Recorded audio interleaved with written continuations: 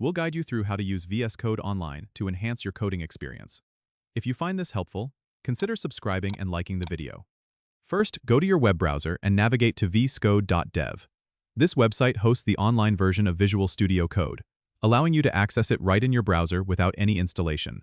Once you're on the site, you'll find a familiar interface similar to the desktop version. To start coding, you need to open a folder. Click on the Open Folder button. Either choose a folder from your local machine or use your cloud storage like GitHub or Azure repos if you have those integrations set up. After opening a folder, you can begin to edit files just as you would in the desktop app.